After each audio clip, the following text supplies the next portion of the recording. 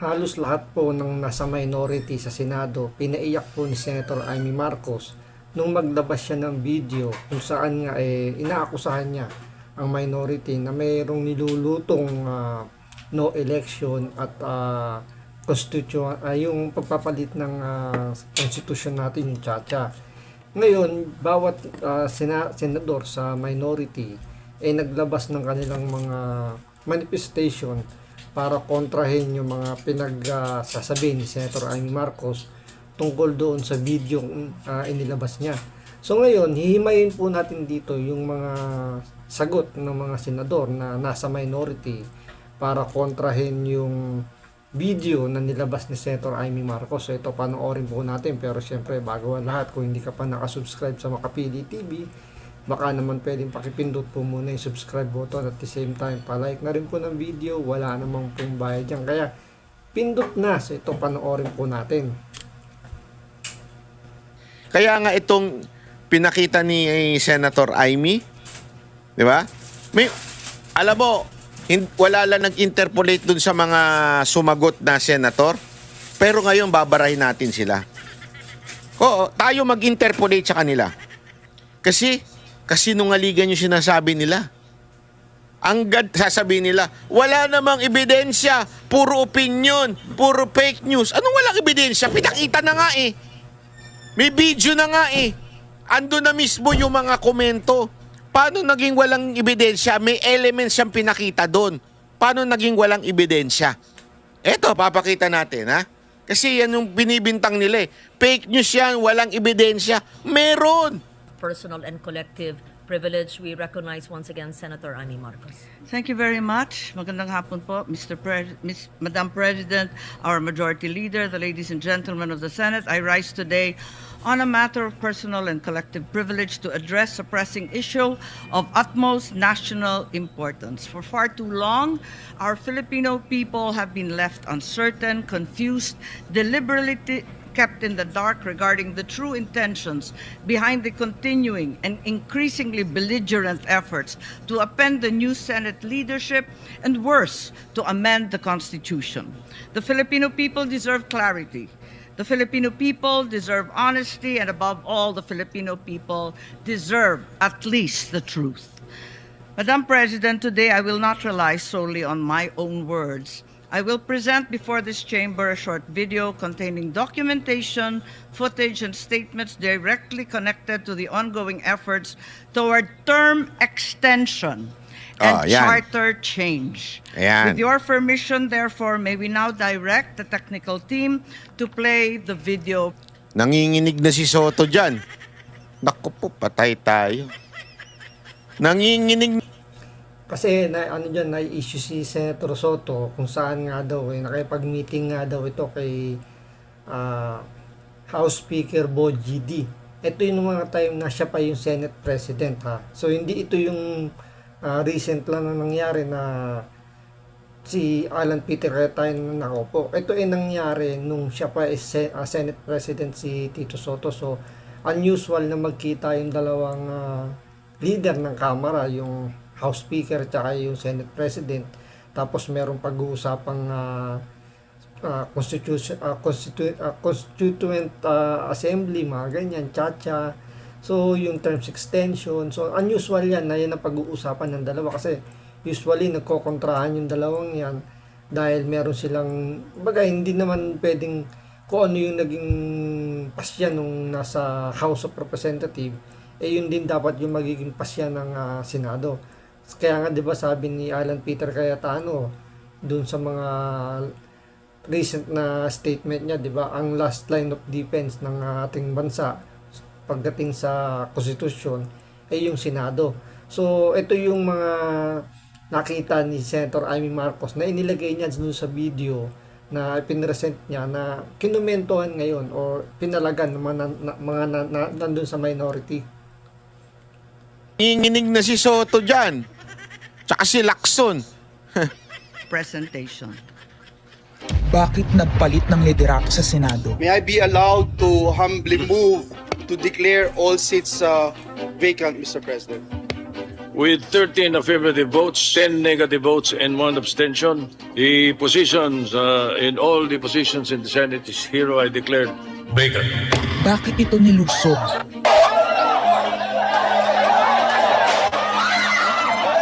Bakit patuloy ang pananakot? Talagang garabalan, obvious na obvious, iniisa-isa ang majority. Bakit may panggigipit? Pinakakasuhan ng Ombudsman si Senator Rodante Marcoleta ng plunder at indirect bribery. Bakit may pambabaluktot ng kwento? Nililito nila ang publiko. Ang kainan ay naganap alas 4 ng hapon. Ayan, oh. Ito. Hindi to na point out. Alas 4 ng hapon to. Lagi kasing ginagamit ng mga pinklawan, dilawan, at nilakson. Paano daw nagkaroon ng attack kung naka-smile sila dito? Alas 4 po itong picture na ito. Yung attack gabi pa. So that only means isa sa mga ebidensya, resibo, that there is a propaganda against the majority. Naintindihan natin? Propaganda.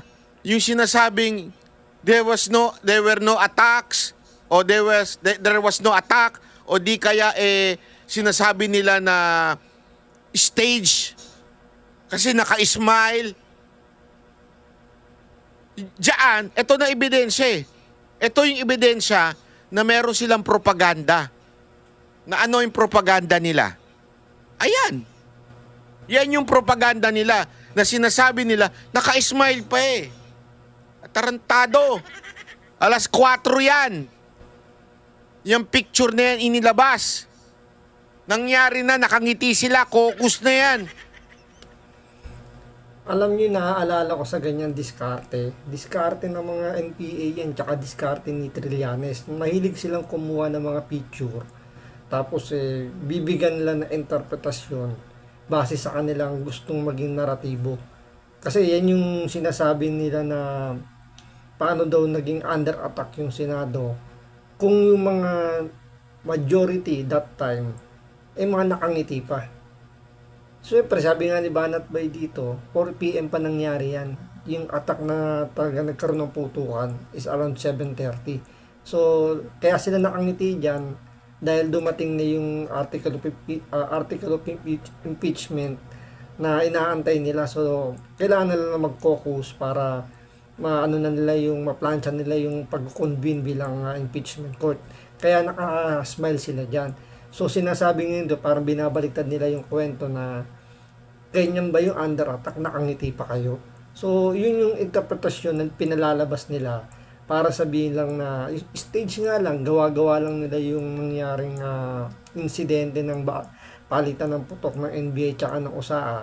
Para sabihin lang na gumagawa lang sila ng, alam niyo, parang gumagawa lang sila ng eksena para lang lumabas na sila yung kawawa.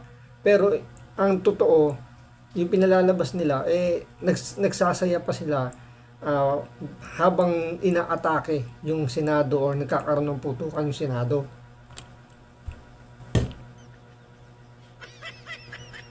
They were waiting for the impeachment complaint o article of impeachment para makita na nila, ma-aksyonan kagad nila. Kasi kung maalala ninyo, nung panahon ni Cayetano bilang Speaker of the House, di ba? Ang kwento nga doon, sobrang sipag ni Cayetano to the point, laging late na umuwi yung mga congressman. Ganyan ang ginagawa ngayon. They waited for the article of impeachment para hindi sila pagbintangan na idinidelay. Ayan, alas 4. Tapos ginamit. Bakit sila nakangiti kung inaatake sila? Tarantado! Tarantado ka talaga. Yan ang masasabi ko sa'yo. Gagamit ka ng picture, hindi pa nangyayari yung attack. Tapos sasabihin mo, bakit sila nakangiti habang inaatake sila? Tarantado ka. Ang barilan, alas 7. Pinagmamalaki nilang may nangangamusta. Si Camille Villar ang unang nag-update sa kasila. Ayan o. Ito yung nilabas nilang screenshot. Ang unang nagkamusta, si Camille. Si Camille Villar ang unang nangamusta. Tapos sumunod na lang yung iba. Kunwari, nangamusta na rin. Alam ko na yan eh. Nangyaya, sino sa inyo walang GC? Di ba? Pag may sumagot na isa doon, naku po, patay kang bata ka. Obligado ka na sumagot. Baka sabihin, ikaw lang hindi sumasagot. Tama, mali. Kunwari, barkada ninyo, o kunwari grupo ninyo, o kunwari opisina ninyo, may sinabi yung boss nyo, kasi hindi ka sumagot. Yung lahat na kasamaan mo, sumagot na. Patay ako dito pag di ako sumagot dito ah.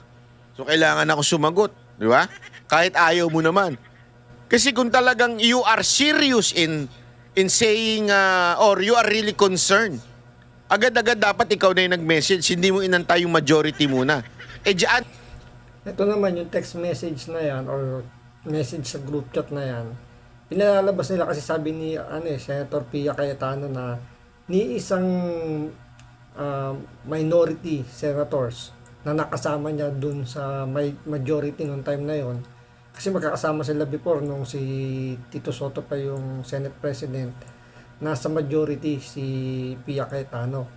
So, nung after nung insidente ng palitan nga ng putok ng NBA tsaka ng USAA, nabanggit dyan ni Senator Pia Cayetano na ni isang senador na nasa minority na mga kaibigan niya nakasama niya sa majority before, ni isa walang nangamusta.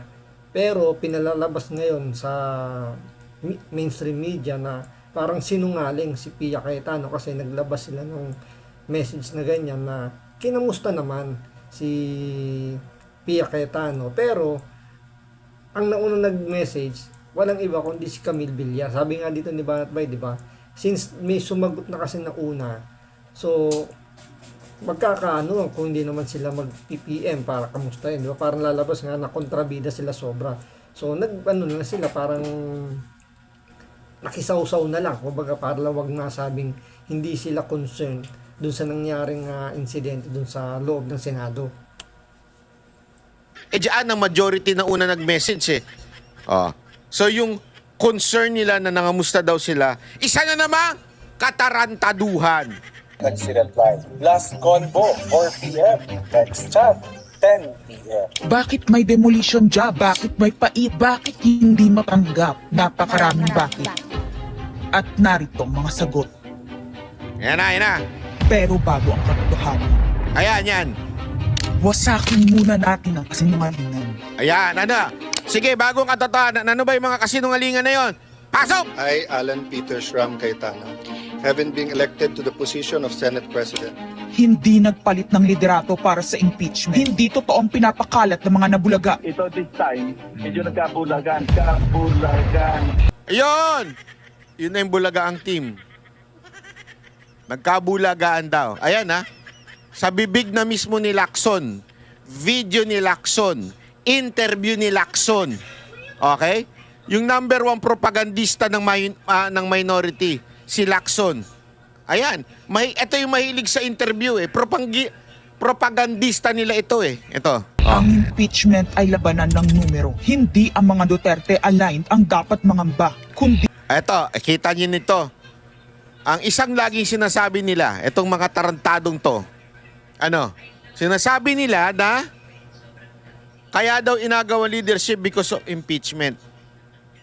Para daw i-acquit si BP Sara Duterte. Oy, tama nga naman. Oo nga, di ba? Gusto nila maagaw yung leadership para ma-acquit. Gunggong! Eto, paliwanag dyan. Makinig kayo. ang mga sa umpisa pa lang ay may hatol na.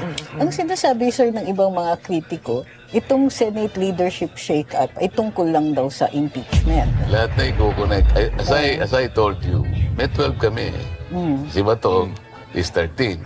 So kahit nawala naman siya, ang pinag-uusapan dito is whether or not you will be able to get 16 votes. Hindi siya ang pagmumulan ng 16 votes. Wala siya doon eh. 12 kami. Bakit kami mag... You need 16 votes.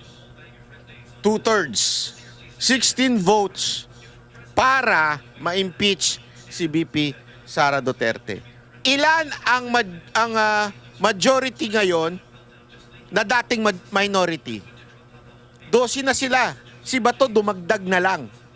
So, kung 12 sila, Ilan yung quote-unquote gusto magpa-impeach? 12. Ilan ang kailangan para ma-impeach? 16. So sa madaling salita, hindi nila kailangan gumawa ng move para ma-acquit si VP Sara Duterte if they want.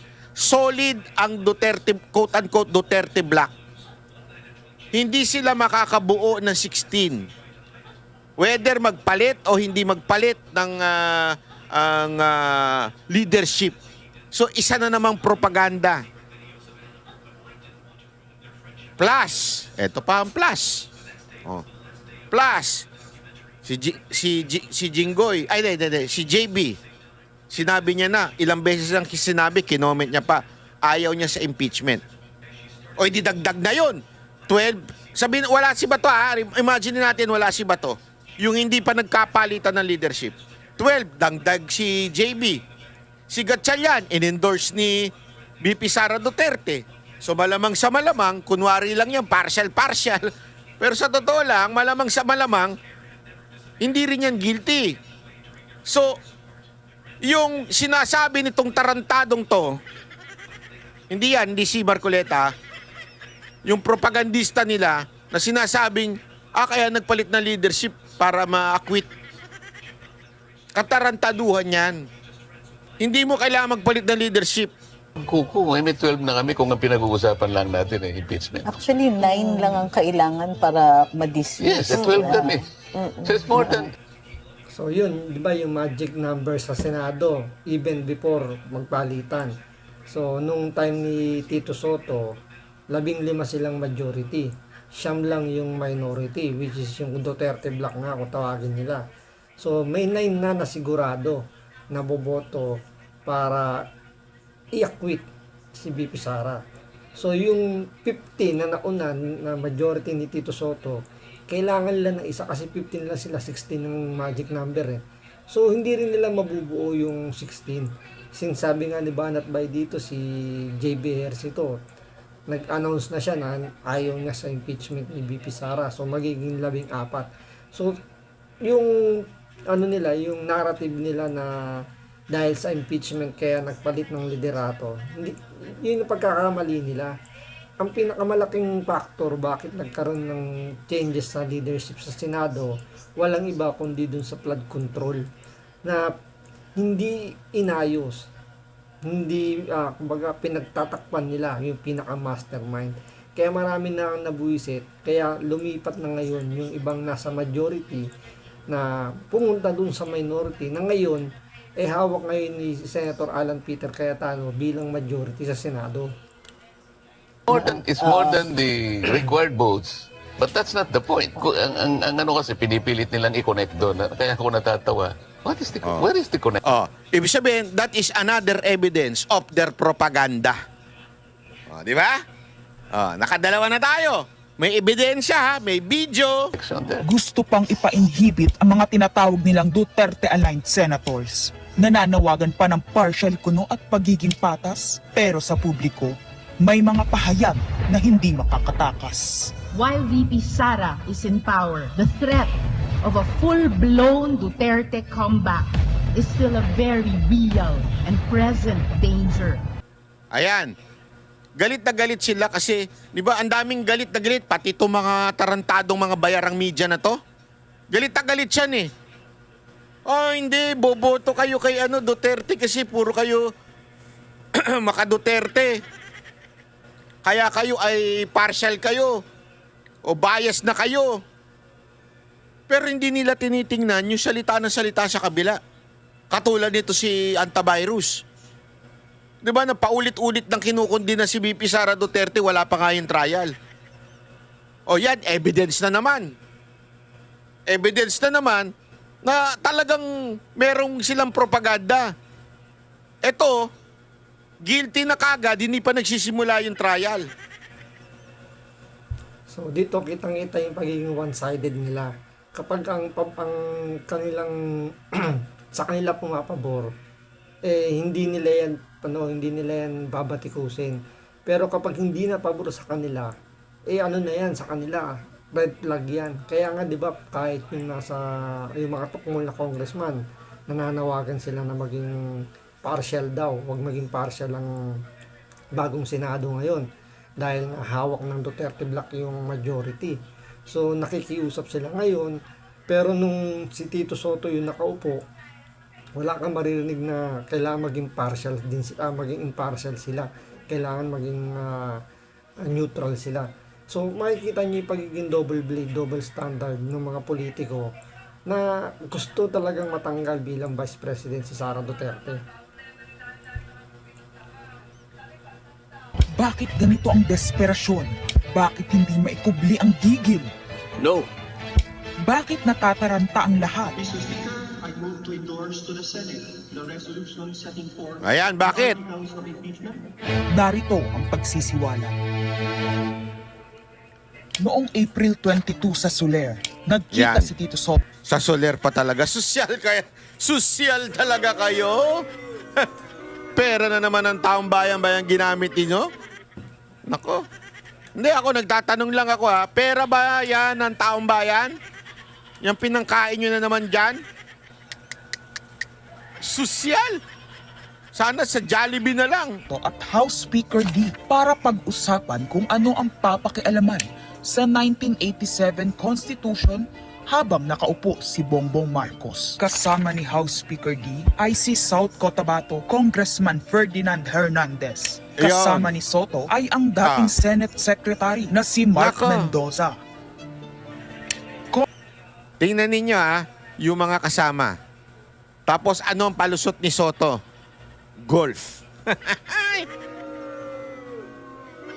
Palas ang gusto nilang mode ng charter change. Muling isinusulong sa Kamara ang charter change o pag-amyenda sa Konstitusyon. Kailan yon? Anong date yon? Booking sila doon eh. January 30. Wait lang. Sorry. Yan na.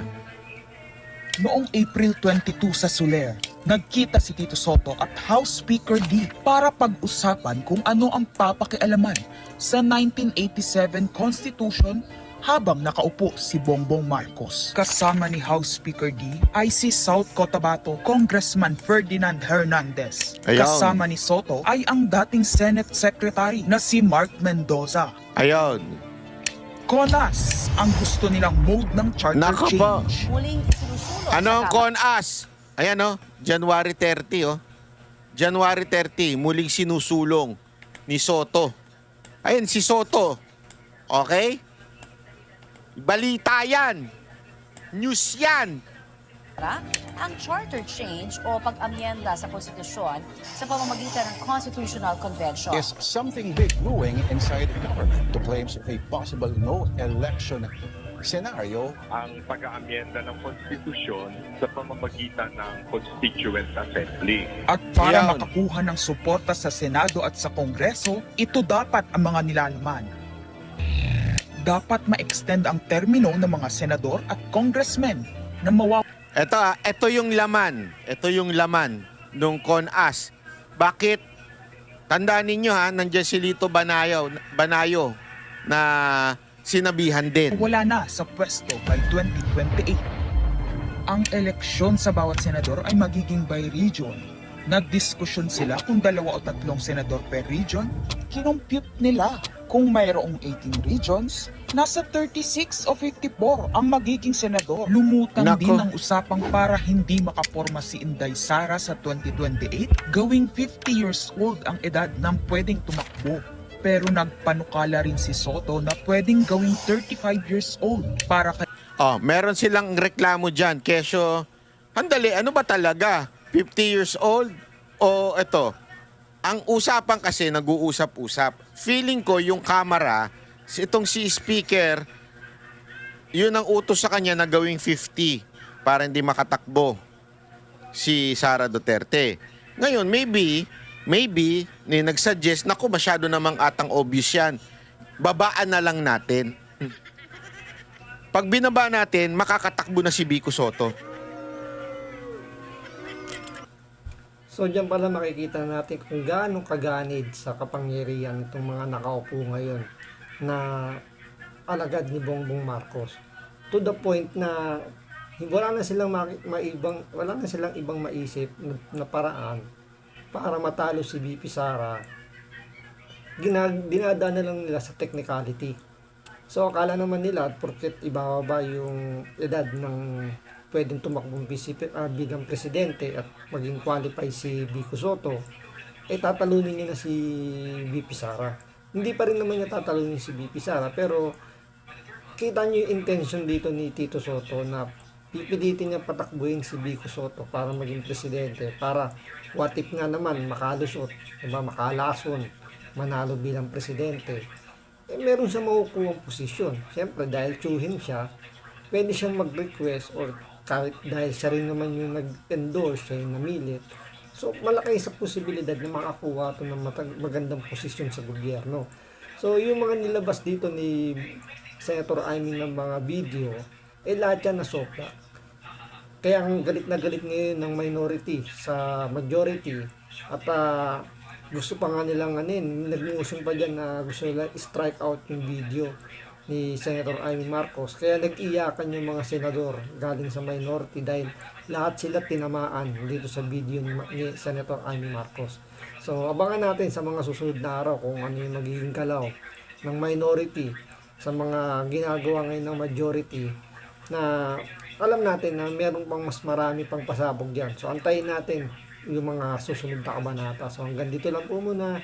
Maraming salamat po sa panonood. Ingat po kayo lagi. God bless.